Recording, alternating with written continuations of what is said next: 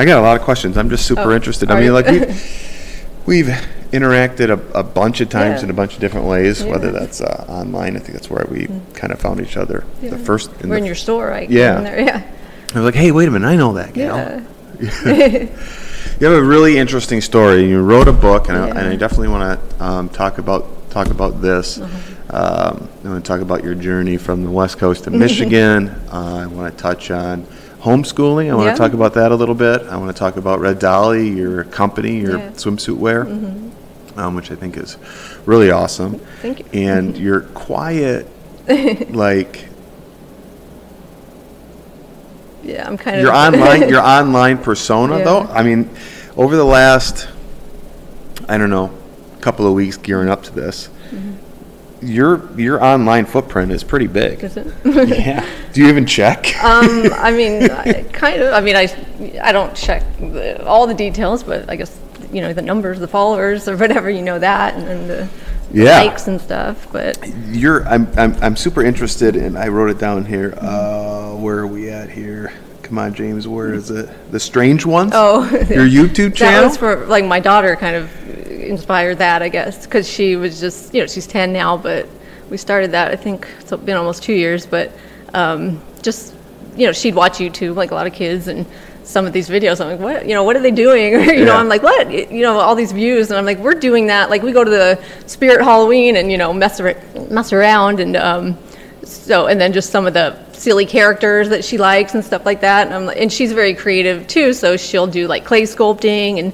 she'll make some of these characters. So anyway, I'm just like, why don't we just start filming some of this stuff? Yeah. We're kind of doing it already, so... This episode is brought to you by The Outsider of Manistee. We're showcasing their family tavern, their beer garden, and their arcade. Their large outdoor patio. This place is really awesome. It's very focused on family, getting people outside, getting them to tour the city of Manistee, showcasing our social district with their newly added indoor bar, which is awesome. They have 6 drafts, over 100 canned beers and canned cocktails to choose from on the menu. This is a really awesome place for the family. You got to mess the kids, fill their pockets full of quarters, let them have at those pinball machines. Mom, Dad, enjoy a nice cold draft beer or a canned cocktail. Get yourself something to eat, feed the family, feed the kids, wake up that liver a little bit, and then go enjoy downtown Manistee. These guys are located at 457 River Street. You can find them on outsidermanistee.com. Call them at 231-299-1235. or order for pickup and delivery at orderoutsider.com. Check this place out. You won't regret it.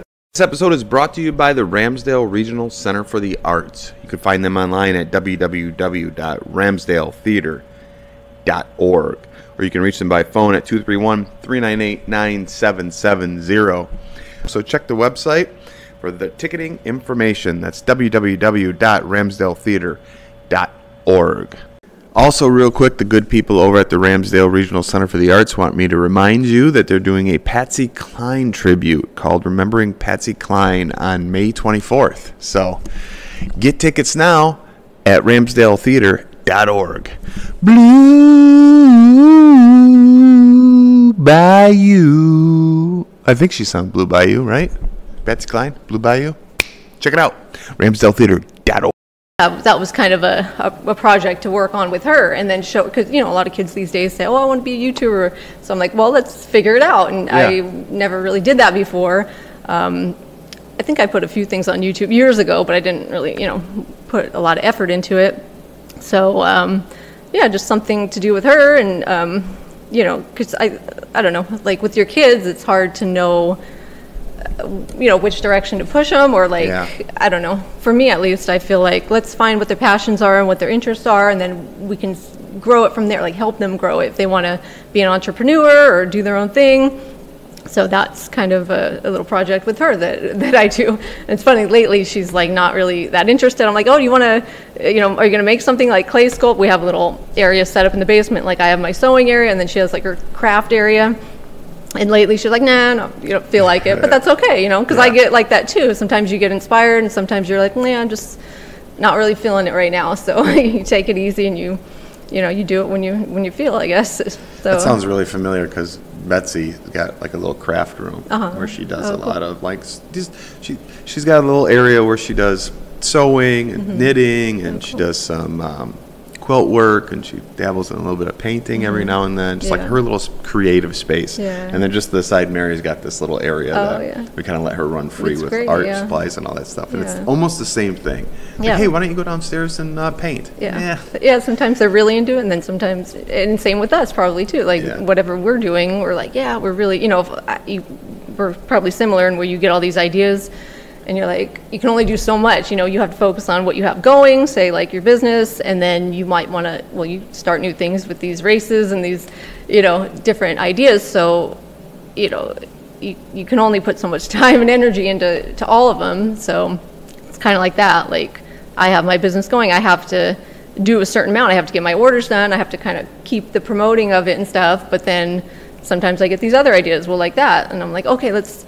And I'll get really into it. Like when we started that, I was like, okay, we're going to all the Spirit Halloweens, and now we're going to whatever, like just weird places that we're going to film and do blogs and then do little shorts and stuff. So I kind of cut back with that too, because I'm like, I don't really feel like it right now. But you know, there's a different time and season, I guess, for everything. And how do you prioritize your time with respect to that? So like, I guess I'm pretty disciplined, and the way I was raised was like, if you have work to do, you get it done first. I grew up on a farm, pretty much. It was my grandparents' farm, but so there's always work to do, you know.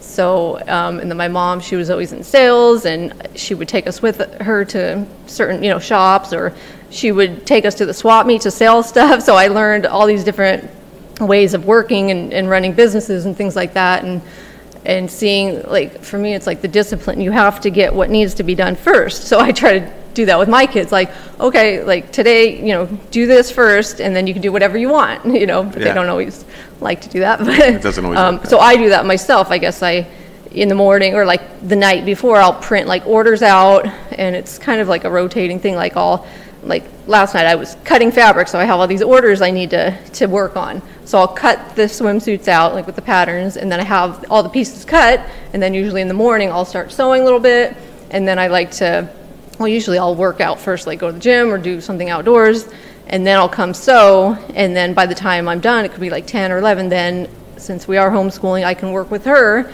and kind of get her schoolwork done, and then we have free time, you know, we can do whatever we want after that. So, but every day is different, you know. Sometimes I'll be like really swamped, and I just have to be in my sewing studio all day, you know. Yeah. And then also, like, you know, with the promoting of your own business, you have to do the videos and the posting, and you know, and think ahead and get product out. Like I would send a lot of product. I've kind of cut back in the last couple of years, but send pieces to, you know, bloggers and models and photographers. And when I lived in California, it was easier because there was, I guess, more people around doing that, you know, photographers and things, and I can connect with people in LA, and you know, we did fashion shows and trade shows, all these things. So now once I moved away from that, I had to like do more through online, like find people that, you know, do you want to, I'll send you some swimsuits, if, like collaboration type stuff. So you just have to get creative, I guess, with anything in life. You have to find ways to make it work, and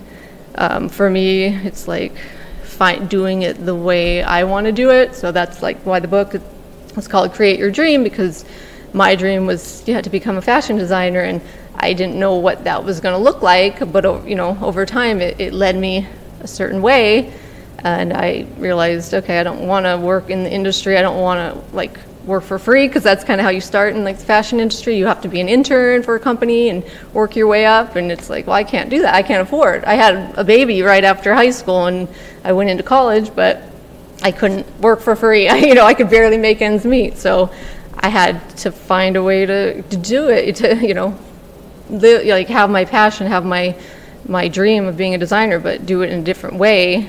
And then the swimwear didn't come till later, but I worked for like on wedding dresses. I was a seamstress. My first business was actually making like bong bags, like padded bags for pipes and bongs and stuff. Yeah, I remember that. It's in the book. Yeah, because people asked me to, you know, like, so I'm like, okay, I can do that. I would get like fabric scraps and, you know, free sample fabric and stuff from the college I went to, and zippers for 10 cents, and just, you know, find a way and make it happen, you know. And also just selling. My sister and I used to go to a arts walk downtown where different artists would have their booth, and we would make stuff. Like she would sew too, and do like beaded things and just handmade bracelets and stuff, and I would do little pouches and bags, and so yeah, just trying all different things and see what works and see what comes of it. And then the swimsuits didn't start till later. It was just, I'm not sure how old my son was at the time, but just, you know, after having a kid, I didn't feel like wearing a little, you know, bikini anymore. So, and I've always been into vintage, and that started at a young age too, from just my mom taking us to, you know, swap meets, thrift shops. We were able to, and we had to get creative, I guess, with the clothing, because we couldn't afford going to the mall and stuff like that. So, but that was good. That was like, you know, I was also inspired by music and seeing, like, I like the 80s and like the punk rock stuff. So going to like shows, and we would, you know, stud our jackets and put patches and just being creative with the clothing. So a lot of that, I think, sparked my interest for fashion. But where was I going with that? I'm just rambling. In vintage. And yeah, vintage. So that was another, like with the bags, I was making first little business, then just from growing up, you know, going to the swap meets and things, I could get stuff cheap. And yeah, I got into vintage clothing, so I would I learned about eBay, whenever that was, and buying and selling on there. That was another little side thing. But I also had to work like a regular job throughout the years, you know. And then, so yeah, doing the vintage clothing, buying and selling. And then, yeah, the swimsuit started later, when I went to school for fashion design, but I was never taught like swimwear. You know, we learned not really a lot of stretch fabrics, but I was at the shop in LA where there's like a student store where they get a lot of donations from textile companies, and there was a roll of red and white polka dot fabric, and it was, you know, like swimwear fabric. So I'm like, oh, that's cute, you know, and it was like $10 for the roll. So I'm like, oh, I'll try it, you know. And I had some vintage suits that were kind of, you know, falling apart, but I'm like, I like the style, but let me use kind of this pattern, but change it up and make it more modern where it's comfortable but still cute. So I did that, and I made myself a swimsuit. The goal was just to make myself one. Sure. And I made it, and I'm like, wow, this is really cute. And I liked it, and I felt comfortable. And that was around the time when, like, I heard about Etsy, the website where it's like handmade stuff. So I was already selling on eBay. Then I learned about Etsy, and I'm like, okay, I'll post, like, just take a picture of myself in the swimsuit, put it on there, and then, you know, pretty soon after I was getting orders for just that one style. And then over time I'm like, okay, let me get more fabric and do that same style in different prints, and then do a two-piece, and, you know, just slowly grow it and add to it from there. So and that was in 2008. So now it's been 15 years, so this will be like the 16th year of just being self-employed. At the time when I started the swimsuits, I was still working for the wedding dress shop and doing, you know, being a seamstress, which was cool too, because I had flexibility. I could make my own appointments, and then do my little side hustle, you know, do my eBay and Etsy and try different things. And then when I started that and I put it on Etsy, that I was getting orders, and then they just kept coming in, and then they haven't stopped. So very thankful for that, because it was right around that time. I think I started the swimsuits. 6 months later, that bridal shop closed down. You know, 2008, the economy. Yeah. So luckily, I had, by that 6 month time, I was making enough to like support myself and my son, and I could be self-employed. So it was like, wow, you know, what awesome timing, and you know. And then I still did the buying and selling, and I still do of vintage clothing, and that's just kind of fun for me. It's like treasure hunting in a way. I'll go to the Goodwills, and, you know, I like vintage clothing myself to wear, so it's fun to find other pieces for other people. So still doing that, still doing the swimwear. It's, you know, I don't know how deep you want me to go into the story, but, well, as far as like the ups and downs, I was, you know, the first 5 years when I started, I was doing everything myself, cutting fabric, sewing. And it's kind of funny because my grandma, which, you know, lived near me, and my mom was always in sales and stuff, but she was always available for like us, like her kids, to help whatever ideas we had, you know. She's like, oh, I can come, you know, help cut the fabric or whatever. And my grandma, she actually used to work for a sewing factory years ago. She would do piecework. So she knows like the industrial machines, and she actually worked for like Catalina Swimwear. So they would, you know, over the years, they'd be like, oh, you know, we can help you. And I'm like, no, like I wouldn't accept help. And it was kind of like, you know, I don't know, a lot of artists feel like, this is my baby, I don't want anyone to mess it up. I'm the same way. Like I have to do it, even though when I did it, it's probably not perfect. Like even now, my stuff's not perfect, you know, but So it took like 5 years for me to open up, and it got to the point where I had to accept help because I got an order for like 300 swimsuits from this company in Germany, and I was like, all right, like now I have to accept help. Like I can't do it myself. So, and that was hard for me to like give up control, you know. So, but that was a learning experience too, and it was great, and I was able to be with my grandma and mom, spend more time with them, and grow the business, because now having them help, I had, you know, freed up some time to work on, the more promoting, the getting into wholesale and things like that. And with my mom being in sales, she worked for different companies throughout the year, so she was familiar with like doing trade shows where you go and buyers come from different shops, you know.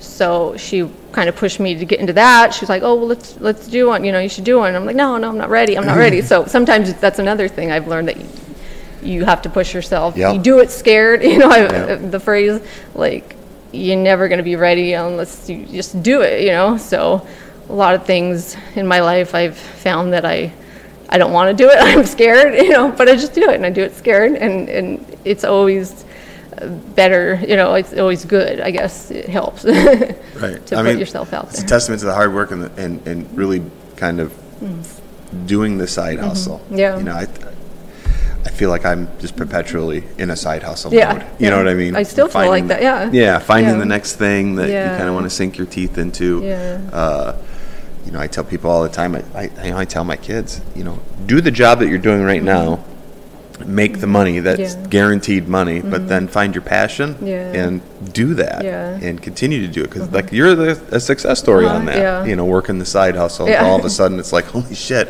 it's time to scale. And it's like, okay, now I don't have to work for anyone. And that was kind of my goal, because like in the fashion industry also, it's hard to kind of create your own line. And luckily, we have these outlets now with like online selling, you know, Etsy and different, and you could have your own website.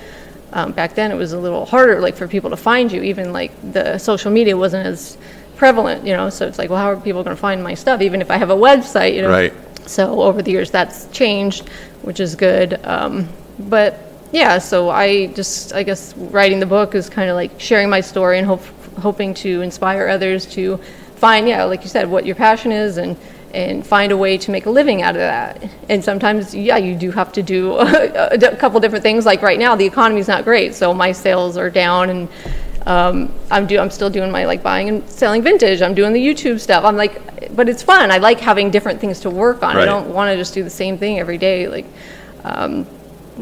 So, but I've also, with the business, like I said, the first 5 years, doing everything myself. Then I had my mom, grandma help. I moved out of my house for the business to like a big commercial space, and we had this whole little factory in the back, and it was cool. And then I had my daughter, which now she's 10, but it was just hard going, like having the baby, and I was like, it was better working at home. Like I feel like, so after like my lease was up, I'm like, let's just move it back, because then I have everything I need there. I don't need to, and then I didn't need to pay for the rent either. But then over time, like I said, my mom pushed me to do the trade show, and I was like, well, I'm not ready. What if we get a lot of orders? How are we going to even make them? You know, and she's like, we'll figure it out, you know, because with that, like, you have like 6 months. So when you get your orders from like buyers, they're ordering, like I would do the trade show in the fall, they're ordering for next spring. So we have all that time to make everything. So we're like, okay, let's just do it, you know.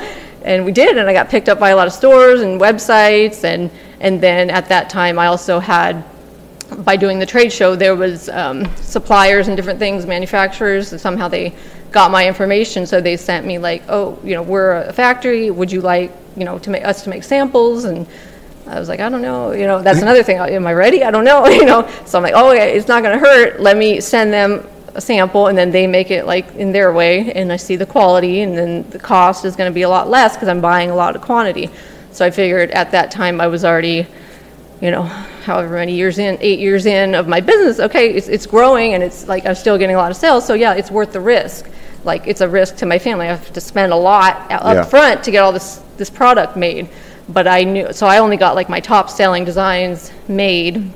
So I'm like, let's get those made, and then that'll save us on time of making them ourselves, and we can have those for wholesale and things like that. So that worked out, and I did end up working with the factory for years.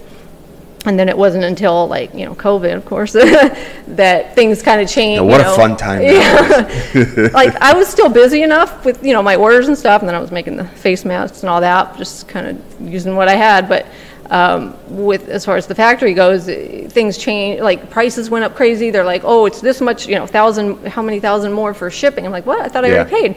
And then with all those, remember all the ships with the stuff out in the ocean? Like I was like, so after that I think it was 2021, it was like my last order with the factory. And I was like, I just don't feel comfortable right now because I just feel it's a weird time. So I still have a lot of inventory from just, buying stock over the years. And then I thought, let me just get back to making things myself, making to order like how I started, And I was still doing that even when I had the factory making product. I just didn't have to make as much. So sure. Yeah. So we didn't get to the fact that, like I moved across the country. Yeah. So I didn't have help. Like I didn't have my mom and grandma anymore. So now it's just me. It's kind of like back to where I started almost, but I do have a lot of inventory, which is nice. But I do have free time. I kind of feel like I hit a lot of my goals along the way. So I'm almost at the point where I'm like, I don't know what's next. It's kind of a weird. I've had a couple of friends recently talk about this, like, we're 40 now. What do we? What's next? Like, what? I don't know. It's a weird. There's so much ahead of you. Yeah, I know. But it's also like I feel like I don't know if you feel like this sometimes. Like you're in hustle mode for so long since you're young. You're almost like because you got to do all these things. You got to get your house and your car, and you got to So I did all that, and I'm like, okay, I got to a good position now. It's okay to like not have something next right now, Yeah. Even though that's hard for me because I always feel like I need to be doing something. I think that was like almost instilled in me in childhood or something. Working on the farm, like you need to be busy. I always felt like we couldn't sit around. That wasn't allowed much. So I'm trying to I don't know. Get past that, I guess, be like, it's okay to relax. And now, like in the last few years, we've been traveling more and having that freedom is awesome, and then, doing the homeschool with my daughter, like just, I don't know, experiencing life, living life and enjoying it.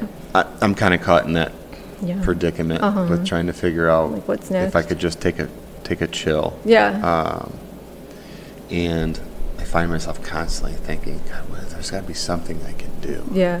More instead of just like focusing on this, focusing on the racing. My mind is constantly like I'm always coming up with ideas, and Betsy's like, "Would you just stop?" Yeah, we need our partner to kind of keep us grounded. Like, that. okay, you don't always have to be doing something, or you don't always. Like if everything's good and you have what you need, okay, let's just appreciate it. Let's take the time and enjoy it, and then something, we'll see what comes up next. But you wait till it's the right time and the right thing, because same thing. I get all these ideas. I'm like, oh, maybe we should be like, we can buy a house and flip it, or we can do, it's like, do I want to do that? Like that might be a money pit. That might be a lot of stress. So. It's hard to know. So I think, like for me at least at this time, I'm like, okay, let's just kind of go with the flow, and if something comes up and it feels right, then we'll work on that. But I've still got my business going, and it's enough, and it's we have what we need, so everything's good. Yeah, do you see it evolving to even? So you grew fast. Yeah. And do you see the scale going to where to a point where you're going to have employees? Oh, no. People have asked me that. And they're like, oh, is your business growing? I said, no, I'm actually I've scaled it down because I don't want all that stress. I don't really enjoy doing those trade shows and traveling for work in that way. I do enjoy doing events, say you vending at, I did Viva Las Vegas and in Las Vegas, a rockabilly event. And that was fun. I got to see a lot of people I know from online and have my booth and sell product and stuff like that is cool. It's harder out here. There's not a lot of that stuff, but as far as pushing the business, to me, that's just more stress, and I really need it. I have everything I need. I don't know. You've probably heard stories of millionaires, billionaires, and they just keep it's never enough, and I don't want to feel like that. To be like that yeah, either. I don't want to be like that. I have enough. And you still have to work. You have to make ends meet, and you have to put food on the table, that kind of thing. But I'm good. I don't need that because I don't like stress. So I think that's why I've kept my business just manageable, where it's okay, I did grow it, to a bigger scale, but then I pretty much cut it back because I'm like, I don't want to keep doing all this. I don't want to manage people, and that can be tough. So I only worked with like my family, and then like the factory was easy because they do their own thing. But no, I like how things are now. I'm happy, so it's good. So like what vintage? What like genre are you kind of hanging in? To me, now this might sound like I'm way off base, but to me it looks like that you draw heavily from like 50s, 60s. Yeah, like the 1950s, like the fit and flare dresses, the cool prints, like the cat eye glasses, and but I like a little bit of every era, I guess, decade. So it's just fun. Like I don't know, to me it's just fun kind of playing dress up in a way, like finding these old clothes and I'll wear them, say I want to wear them for a while, and then I can sell them. Like it's still vintage, it's worn, it's already pretty worn. So it's just something that I enjoy, that I like.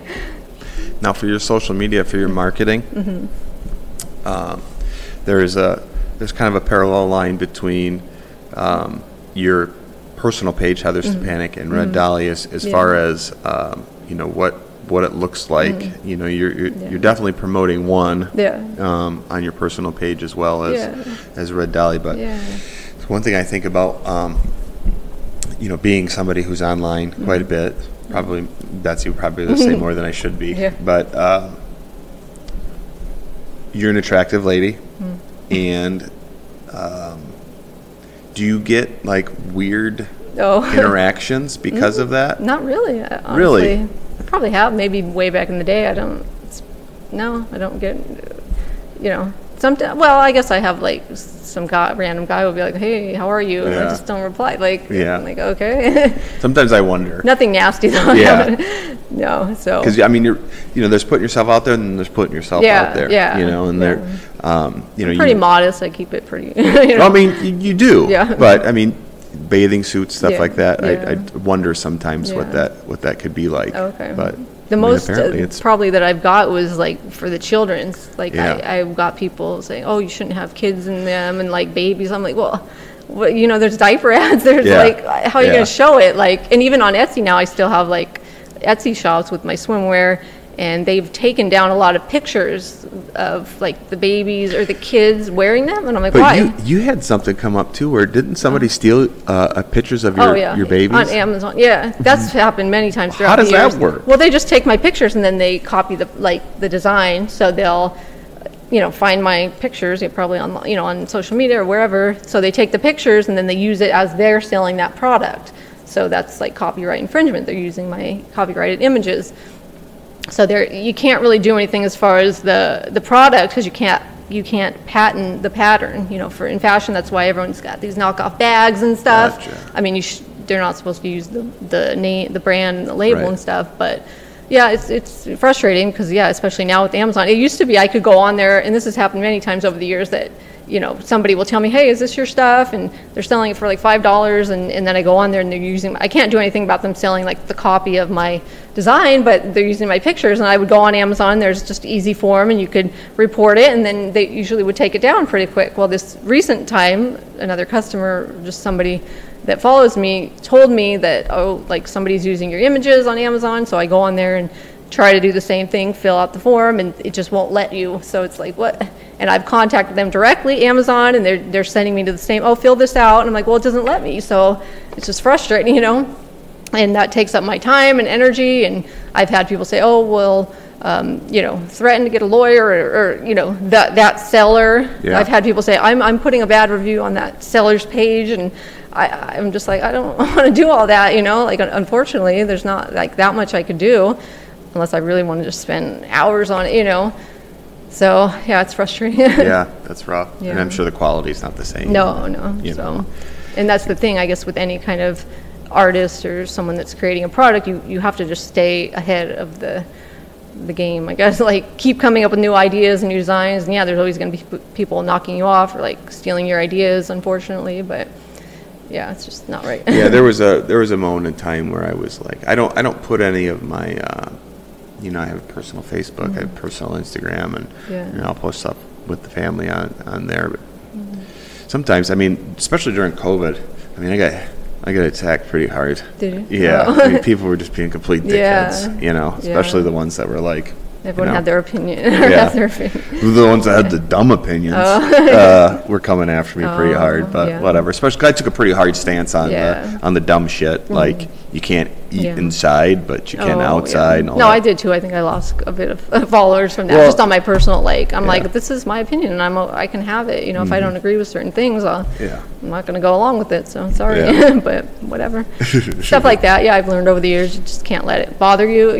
And I've had, even like with my business, I'll get people say I post something. I remember this one time I was putting ideas out there. Sometimes I'll put like, oh, do you guys, what do you think of this style? And it was like, like the Rasta colors, I guess, like black, green, and yellow. And people were saying, oh, that's, racist. Or Yeah, I mean, Jesus Christ, these like, people these are like colors. less I'm than just half asking, percent. Yeah. and so things like that, like negative comment. Yeah. I'm just like, I don't let that stuff bother me. It's annoying. It is annoying. It seems like some of those people just do that for fun, like they enjoy it. I don't They know. have a mental I'm like, disability. you're not going to let it get to me. So, Yeah. I do a really good job, I think, of like kind of just staying away from the comments these days. The I don't, like, negativity. Yeah, me too. Not that I don't read them. I don't read all of them. I definitely don't get into my messenger that much. I have a prompt in there that just sends them someplace else. But the direct messages sometimes can get out of control. Yeah. It's like everybody's got an opinion and they think they need to tell it to me. Yeah. But I don't know. It's probably hard too because you're like you had the brick and mortar. You're local. Like people kind of know you. Me, it's different online, so I don't take it as personally because I'm like, you guys don't know me, or so it's different. Yeah. How did you decide to move from California to Michigan? How did we get here? Yeah. Well, I guess California, that was around the time when I was, I was working with the factory, so I had that going for a couple of years, so everything was good, and I felt like, and it was, I think our daughter was like 1 or, she was, 2. We were thinking, we want to get a bigger yard. It was just little things, like we wanted to get a bigger yard. We wanted to maybe get away from the city a bit, like the crime in our area was kind of getting worse. So I don't know, somehow, I think it was like on Instagram or someone I was following was like moved up to Oregon. And I thought, wow, that's beautiful, I'm like, oh, maybe we could do that. I just kind of got the idea. So I liked the Portland area, but we didn't want to be like right in the city. So we kind of looked surrounding, and then we found this little town that was just across the Columbia River, Camas, Washington. So it took like 9 months or something. We would find houses online, and then we'd go look at them, and it wasn't right. And it was a big change for us coming from, living in California our whole lives. So we're like, we want to make sure it's a good house. We want to make sure it's a good area. And then we eventually found one, and we moved there. And then we were only there for like a year and a half, and I got the itch to move again. Well, also a big part of it was that we were already kind of on the debt-free plan, Dave Ramsey. That was a big part of it. So we already had, we were debt-free except for our mortgage. And then how I am with things, ideas that I get is like, I want to do it as fast as possible. I want to like hit the goal, So the house we bought, it was like bank owned. So it was like, the worst house in the best neighborhood. It was up in this gated community, and it was like, so we got it at a good price. And for some reason, the market like was growing fast there. So like the value went up like a lot in just a year and a half. So I'm like, wow, we could sell the house and just pay cash for something somewhere else. So that's like the idea I got. That was my next big idea. So, it took a while to talk the husband into that, and my son, he was, at home still, he was a teenager. So it's like, I don't want to just keep moving my family. I want to make sure everyone's good. My son was like, okay, yeah, sure. We were looking in New York. I would just go on Zillow and I would look, and I've always loved old houses. And I'm like, oh, I want to live in like an old Victorian or just something pretty, So, and we've never been to Michigan our whole life. So, and we didn't know anybody here. So pretty much I was looking at houses, like older houses in different states, and then narrowing it down. Like I'd find one I like, and then look at the area, is it nice? What's the crime? And I eventually found this house in Manistee, Michigan, a place we've never heard of. And, beautiful house. And I told Chris, my husband, shout out to my husband, Chris, go out there. This house has just been, put on the market. Go fly out there. And like I said, we've never been here. So he just went, and he came and he called me, and Chuck Smith was the realtor. So thank you, Chuck, for helping us. And he showed him the house, and then he showed him like the beach and stuff, and he's like, what, pack your bags, it's beautiful here, beautiful. And we just had no idea. I mean, from my research online, I thought, oh, it looks like a cool town, the old buildings and the Victorian houses, and we just had no idea. Like Michigan, you know, like I said, coming from California, we just thought of, most people thought of Michigan as like industrial, Detroit. That's all you see really on the news and it's stuff. all you really see is unless Detroit. You deep dive into it. We're like snow being plowed, you know, all this stuff, and it's like, it was never a place I even wanted to visit. It wasn't on my list, but you know, somehow we found that house, and then he came and he's like, oh, you're gonna love it. And so I was like, all right, let's just do it. I didn't even come, I never even saw the house, and we bought it. I mean, I saw the pictures, but so we bought it, we moved across the country, and now we've been here 5 years, and it's a beautiful place. Yeah. I struggle a little with the winter, but you know, it's been pretty mild though. That's what everyone says, but still like the cold, the freezing, So the first couple of years, I'm like, oh, it's beautiful, you know. But then I'm like, I think the novelty kind of wore off. It is beautiful, but it's just the cold and like slowing down. That's still hard for me. Like I said, just in life in general, like just okay. I have how many months? I gotta relax. Like it's hard. So I do, you know, I still have family in California, so we'll travel there in the winter, and then our son's in Arizona, so we'll go there. So that helps break it up. I found that helps me get through the winter, but it is a beautiful place, and we're very blessed and thankful to be here. Yeah, it's awesome. We're blessed to have you here. Yeah, thank you. Yeah, I'm glad we met. Yeah, me too. We should hang out more. I know. You know, your wife is awesome. I've hung out with her. She's really cool. So talk to me about homeschooling. This is something that Betsy wants to hear too. Oh, okay. We've kind of struggled, you know, especially since I keep going back to COVID, but there's just like so much shit has changed since that like timeline diversion. Yeah. And and the world has changed. Like, the teaching has changed. A lot of things. So we have conversations. Yeah. God, what would it? Were the kids always homeschooled, or were they in school for a period of time? My son, he's 22 now, so he's out of school, but he was always public schooled. I couldn't do that, you know, at the time. Like, I didn't even think of doing that back then. It was just, I was, you know, either I had a job or I was doing my business or whatever. Like, it just wasn't even something I thought about.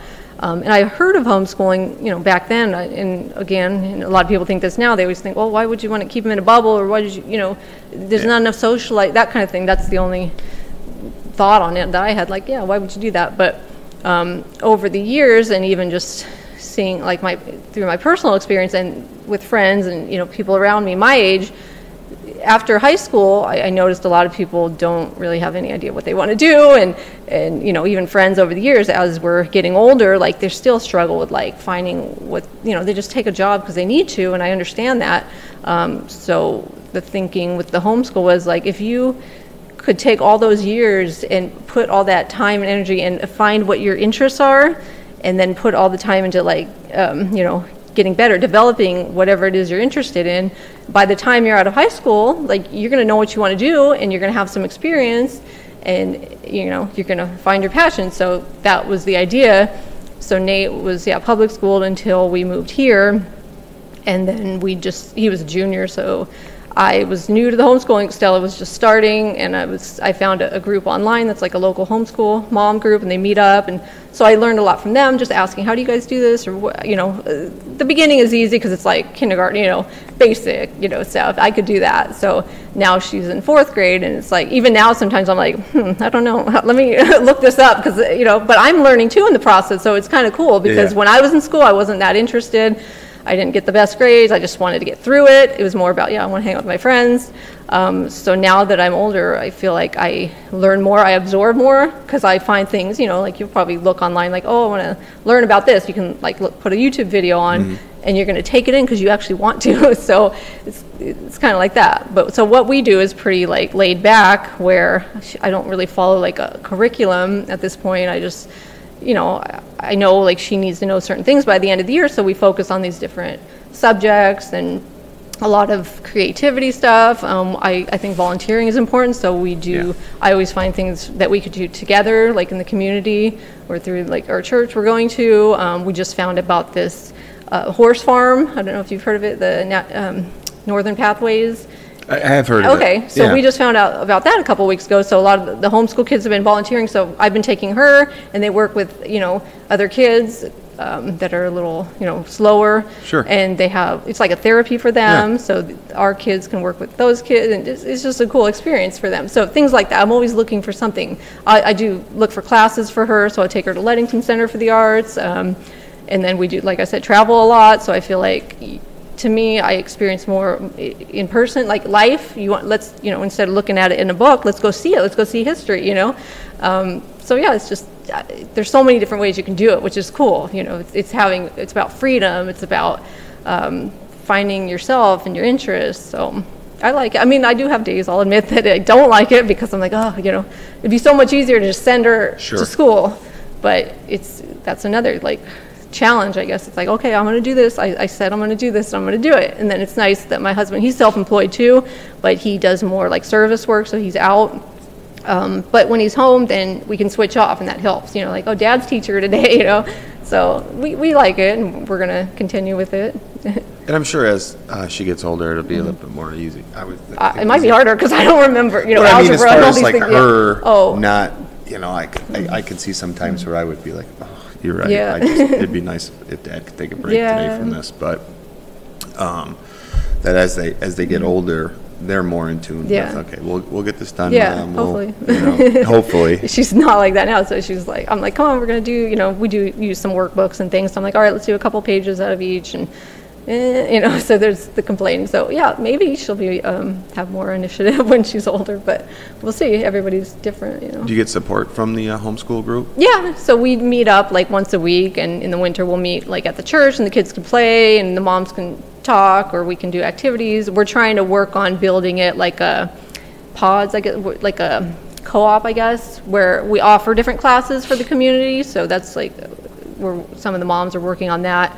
And I've done things where I'll be like, okay, we're going to do art club at our house, and I'll post that on our Facebook group. So anyone who wants to come, bring their kids, So I think if we have more parents doing that, sharing whatever talent they have, maybe if they do music, they could do a music class, and just offering more, because it's a small community. Sure. So there's not a lot. If we lived in a city, there would be a lot of classes we could sign them up for, and still kind of have, the freedom of not being at school all day. So we're trying to work on that a bit. Yeah, I look at it like having the ability to do things that aren't offered at school anymore. The music is still offered, but, wood shop, teaching them electrical stuff, home economics. Just how to balance a checkbook. The basic stuff. Yeah. Basic stuff. Yeah. Some people will say, well, who needs to balance a checkbook anymore? Yeah. Nobody uses check. Well, I still use checks. But it's just nice having a budget. Managing money. That's a big thing, and most people don't know how to do that. So I guess even if your kids are in public school, you can. It's our job as parents to teach them all this stuff, because they don't learn a lot.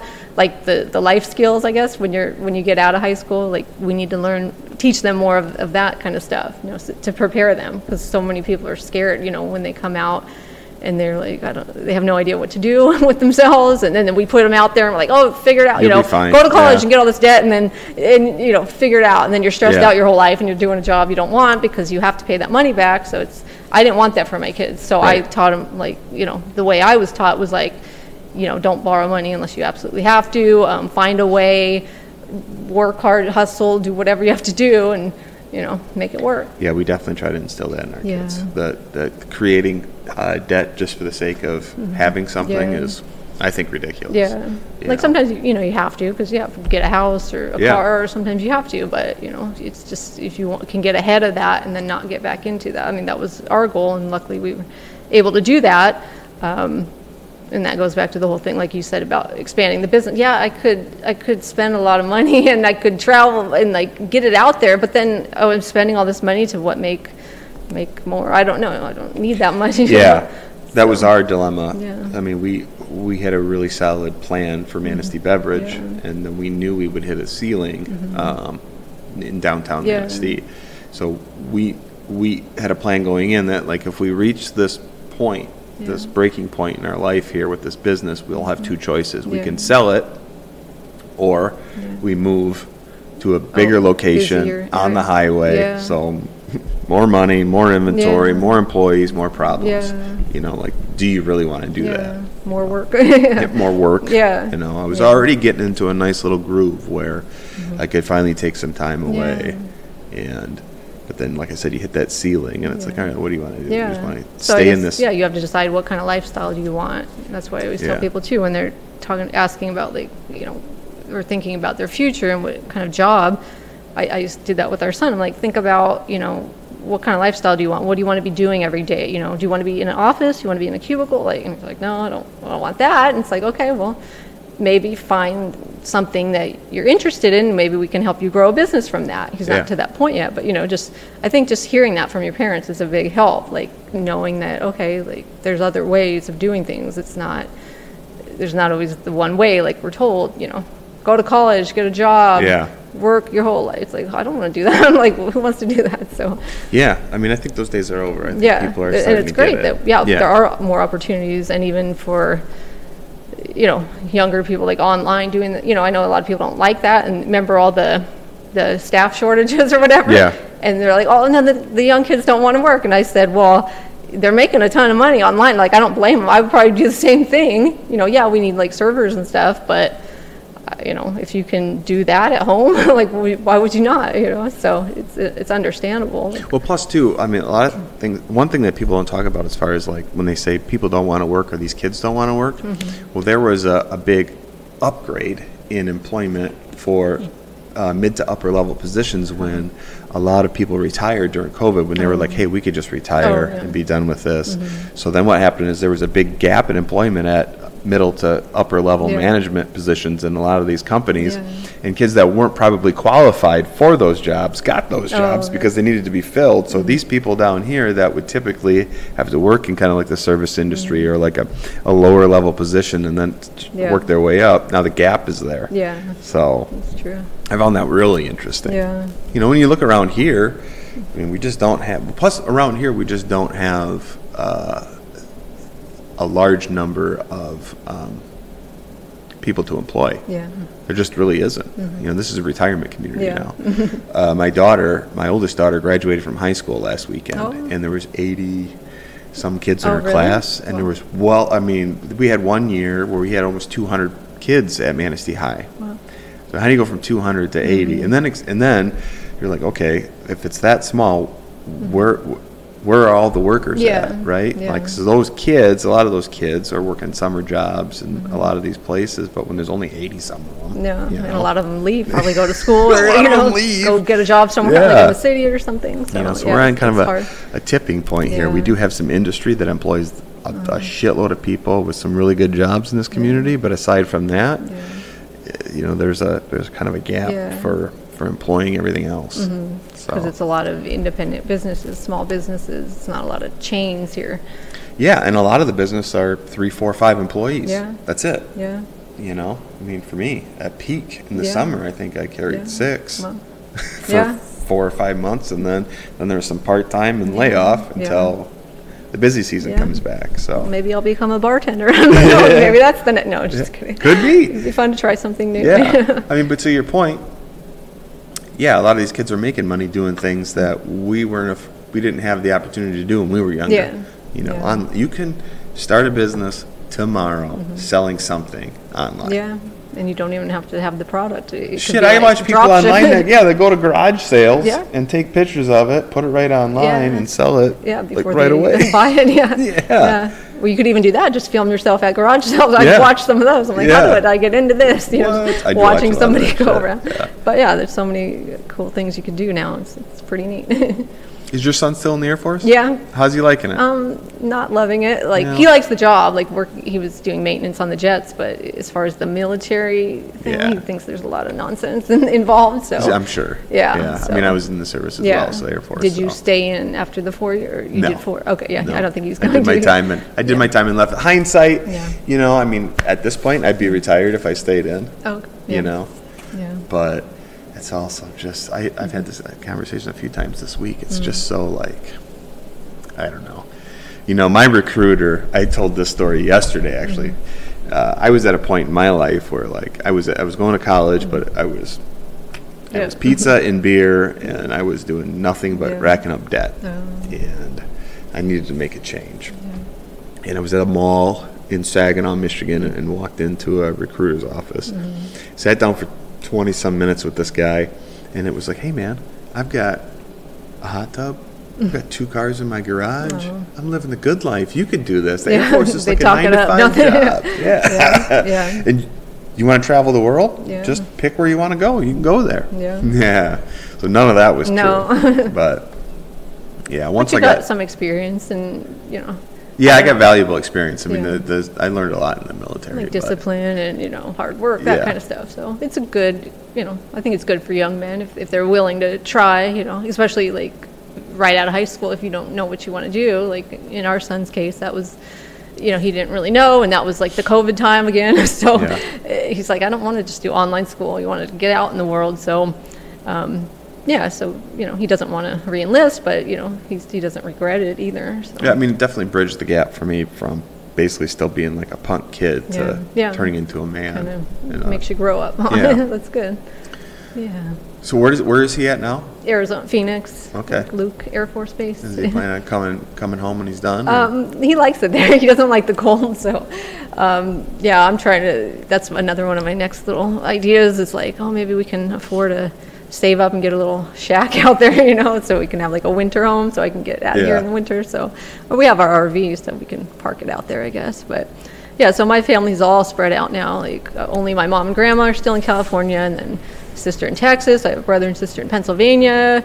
We're here, and then Nate in Arizona. So it's kind of again like that weird time where it's like I kind of left everything, and I was like, I'm doing my own thing, and now I'm again, like getting a little older, and I'm like, I miss my family. I want to be around my sisters and stuff. And so it's just a weird time. Like, I don't know what's next as far as, where, if we would want to move again, or, we'll have to wait and see, I guess. Yeah. I mean, but right now everything's good. And like I said, we enjoy it here most of the time, not the freezing winter, but yeah, it's a nice place to live. Are you enjoying RVing? Yeah, I love doing the road trips, and my daughter loves it too. And we'll do local camping too with friends and stuff, but the road trips are really fun because, like, if you fly somewhere, you don't get to see all the things on the way. Right. And so when we go on those road trips, we just stop at, what's that? Let's go check it out, and some random caves in Missouri or wherever. It's just neat, to explore. And that's also another, like, having that freedom, just going on a whim, like, let's just go and take off. So yeah, I like it. What about you guys? Do you guys want to travel more? Well, we sort of. There was a big part of me. I went through this phase where I really wanted like a camper van or something like that. Take the bikes, go bike riding, go camping. Betsy spent a lot of time. This is one of the things I really love about Betsy is that she was kind of, I like to say kind of like a gypsy, but she got a bachelor's degree in food science and went and worked for Tyson after she graduated and in Cleveland, and it was like, not really a great experience for her. So she moved to Wyoming, and she did like accounting at a ski resort in Wyoming for a while, and had a wonderful experience there, and came back and got her master's degree in accounting. And I think the vision is to kind of always go back to some place like that, and it would be more of. I don't necessarily think she's an RV camper, although lately she's been talking a lot about getting a big tent and maybe practicing a little bit. That'd be fun. Kind of moving in that direction. We have talked about maybe just finding a spot someplace like in Wyoming, because I definitely want to go there. I've never been there, and she's talked about, well, maybe find a nice little Airbnb, a place that we can go every year or every other year, and that'll be like our vacation spot. Would be nice. Cool. So definitely something like that. I don't think we have the travel bug per se, but places like Wyoming, maybe Colorado, where there's like a real nice outdoor recreation kind of national forest, like national parks. And stuff. Yeah, those are the kind of things that we're into. Yeah. Mountain biking, trail running. Yeah, there's so many beautiful places in the country to visit. Yeah, I have a lot on my list too. So yeah, I do have the travel bug. So unfortunately, my husband's like, calm down. 'Cause we get back from a trip, I want to plan the next one. I enjoy it, and I just want to see as much as I can see and experience. And I'm not even I'm not really like an adventurer. Like, I don't want to do crazy, bungee, that kind of stuff. I don't have that adrenaline stuff, but I just like sightseeing. I like seeing history. I like seeing ancient stuff, just. Yeah, you guys went to Egypt. What was that like? That was amazing. Yeah, it was crazy. What were the pyramids like? Were they just The pyramids were cool, but those weren't the coolest thing. It was like the temples, like going to like Karnak Temple, like these structures with all these carvings, just like huge, And then we went to one that was in Saqqara where they have that step pyramid. Yeah. And I've never heard of this. Like, I've watched a lot of documentaries and stuff, but they took we went on a tour and they're like, okay, we're going to go, I forgot what it's called, but something where they bury bulls and it's like underground and there's all these tunnels and they have giant sarcophaguses, like, I don't know what they're made of. They look like, some heavy stone, but they're huge. Like I have a picture standing by one and it's in this this tunnel. How did they even get this here? And then they have little rooms and the bulls were like put in there. I'm like, why? And it's just crazy stuff. But yeah, that's just such a historic place. And getting to experience that was amazing. Yeah, so it's like, yeah. So stuff like that I love. Like now I'm planning our trip to Italy for the fall. So I'm going to go to like Pompeii, like places with all these ruins and, obviously Rome and the Colosseum and stuff like that. But I just love that stuff. I just want to see as much as I can and experience it. And that's another thing, like our daughter, like if you ask her, oh, are you excited to travel? No, it's like she doesn't want to go. But we make her, obviously we got to take her with us. But I'm like, I hope she can appreciate that later, Sure. Like sometimes we don't appreciate what we have, and I didn't get that. Like we didn't even really go camping or anything when I was, we didn't do a lot of trips. So it's like that's a hard thing too, like with your kids, because it's like, I don't know, are we spoiling them? We're giving them these things that we didn't get. So is that going to make them not as motivated? Like I wonder about that. Yeah, and I think the hope is they look back with appreciation of what you provided them for stuff like that, for sure. Mary my youngest daughter, would absolutely die if I told her we were going to Egypt. She's a huge history buff. That's amazing. At 8 years old, she just blows my mind sometimes. So cool. Like right now, she's really into Greek mythology, so she's watching these long, animated Greek mythology stories on YouTube right now. But she went through a streak of almost a year where we watched every single documentary show that we could find about Egypt on Disney Plus. They had a shitload of them on there. So cool. And like all the pharaohs, the King's Valley, I think it's called, or whatever. She could go through, like, if I'm being completely honest, I'm sitting there with an earbud in on my phone screwing around because I'm not that into it. But every night, like her hour at night is, after we've cleaned up from dinner, she's taking her shower or whatever, and it's like she's like, Dad, can I watch the Egypt show? That's so cool. Go right ahead. I was like that too at that age. Like it was so fascinating to me. So yeah, it'll be great someday when she gets to go, like, and see it all in person. It's amazing. Yeah, she'll go to the library and she'll come home with just piles of these books, like encyclopedias about ancient Egypt. So like, cool. what do you do? But she just is in it, and awesome. I think that's super fascinating, which is why,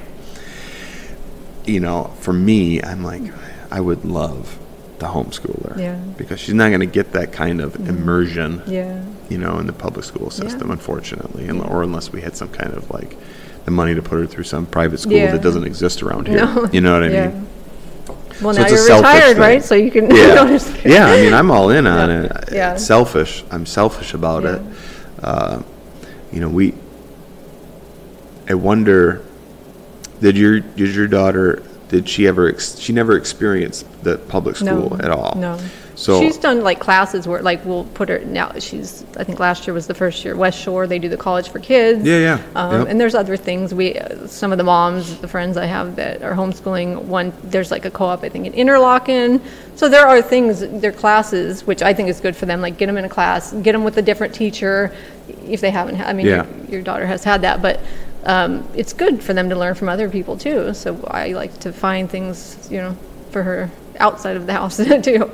And then we do a lot of hikes in the warmer months with our group, so that's good. And because, like I said, a lot of people, how are they going to socialize? She has plenty of friends. We go to church, she has friends, so it's not like they're sitting at home in their room. Right. I guess they could if you don't really do much of it, but no, to me it's important. Like education is important, but there's so many different ways to educate. To me, I didn't do great sitting in the classroom. My mind was always wandering, and I was like, this is not.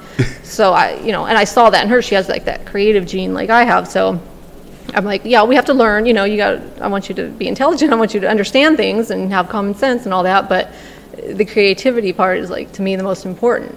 like let them be free, let them be creative, and whatever, like I said, their interests are. Now, like, she loves animals, so we have chickens, and she would like to get more. I don't know, eventually, maybe we will, but like, she found a little turtle in the back. Now she's taking care of that. It's in the house, or a salamander. Or, like, she can observe them for a while and then let them go.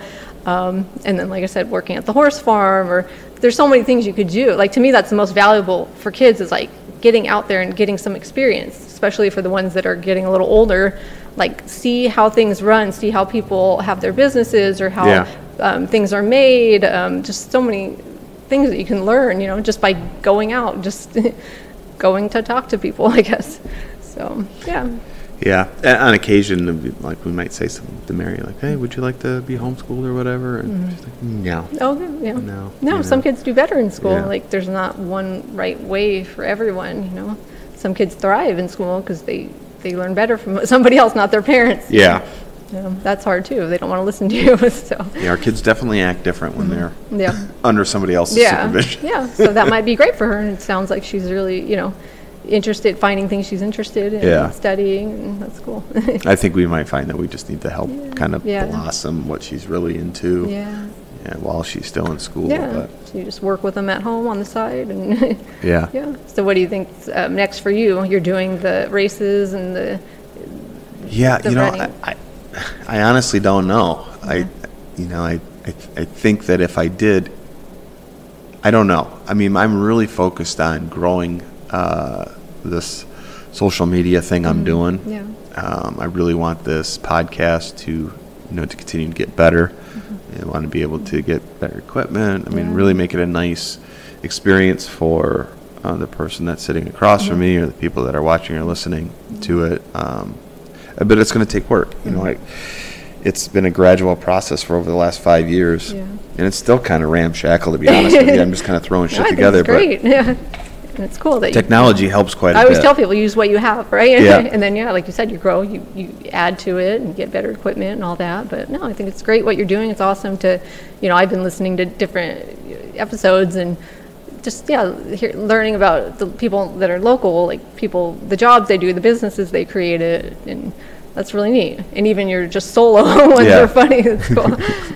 I really like doing the solo ones, but if I don't have it, I just can't do it. You just have to feel like it, I guess. Yeah. Well, that's cool. If you enjoy doing it, I think that's wonderful, and you could keep pursuing it. Yeah. My hope is that it kind of, it is growing. I mean, the amount that this podcast in itself has achieved has blown my mind. That's great. Since I started doing it.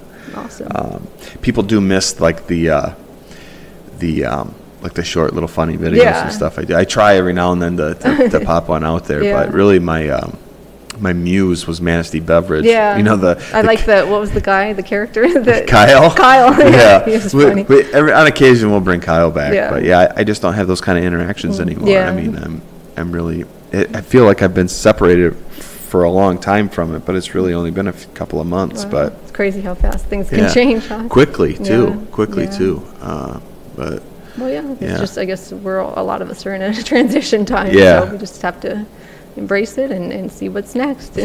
I'm clearly in a transition time right now, but I think the racing company's doing really well. I mean, this year is going to be our biggest year yet. It's showing some really impressive numbers. So good. Yeah, we're excited. We're excited for the race. Hope you run it this year. Like it. Maybe I did once. It was cool. It was a challenge. So I like to challenge myself once in a while. So cool. We'll just keep moving forward. I'll find something. I think if I do anything, if I can't continue to do this full time, if I reach a point where it's like, all right, it's time for me to sink my teeth into something, I'm sure it would more than likely be something in the beverage industry. It's just what I've always done. Did you? So you worked for other companies before you started? Yeah, for a little over 20 years, I was in the beer and wine industry. So you probably learned a lot, and now just having your story, I'm sure you've learned a ton. So.